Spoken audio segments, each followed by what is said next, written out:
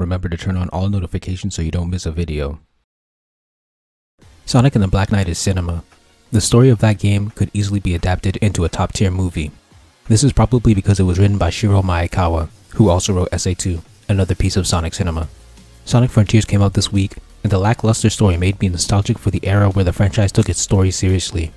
Black Knight has a short story, but it has the elements of an actual movie, and that's what I'll be breaking down.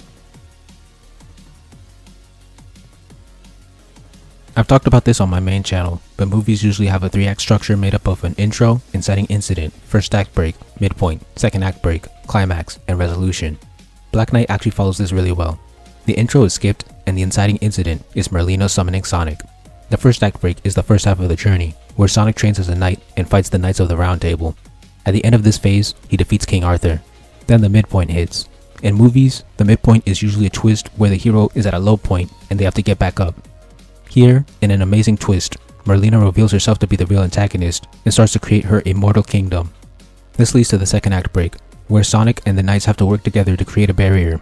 The climax is Sonic vs Merlina, and the resolution is Sonic becoming the king. That's beautiful movie structure.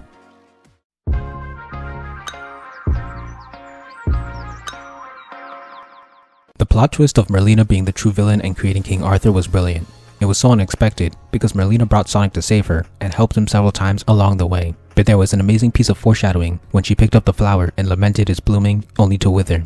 By then, we already knew that Arthur was after immortality, so a keen viewer might have been able to pick up on this hint.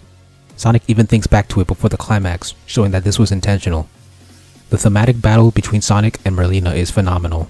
Movies often have a philosophical conflict, where the protag and antag have opposing beliefs and they fight over them in the climax. That's exactly what happens here.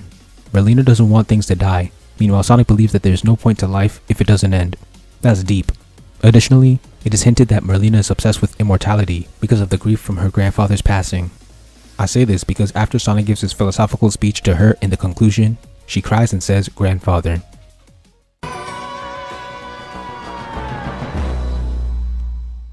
This is one of Sonic's best depictions in the franchise along with SA2.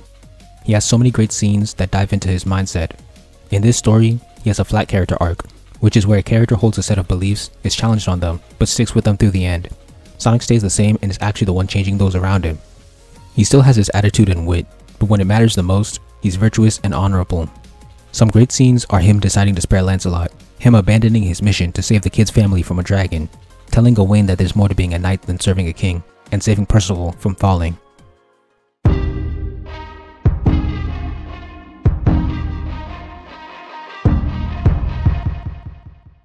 Even with just storybook cutscenes, this game manages to blend art, music, dialogue, and voice acting together to create a cinematic experience. Several scenes have this flair and swagger that screams cool or epic. Here are some examples of brilliant scenes. The leitmotif of With Me, the final boss theme, playing when Merlina gives a hint that she's the villain. Gawain's theme hitting the climax as he runs in to fight with an epic monologue. That sword swing to split up his two sentences was perfect. The Knight of the Wind leitmotif playing when Caliburn finally decides to respect Sonic, dubbing him the Knight of the Wind. Another With Me leitmotif playing right before Merlina betrays everyone. When she grabs the scabbard, the little pause right before she looks up and says "Eternal" is so cool. Sonic hopelessly fighting with a broken Caliburn, repeating Caliburn's words to him, and then saying, "I just gotta do what I gotta do," followed by his SA2 theme and comeback. Phenomenal. I don't think I need to do any convincing for Sonic's Excalibur transformation. Even Twitter knows this looks like an anime scene, with the epic OST being synced with Sonic's dialogue and movement. This is already a movie.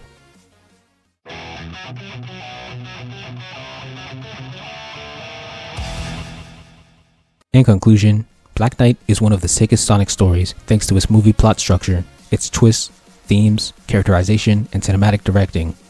It's disappointing that stories since this game have never been able to capture such cinematic quality, and this game did it with mostly animatics, not even full animation. It just shows how far good dialogue, music, and directing can go. Next up will be Sonic Adventure 2. Thank you for watching. Please like, comment, share, subscribe, and help me revolutionize the manga industry by buying my manga and spreading the word. All important links will be in the description.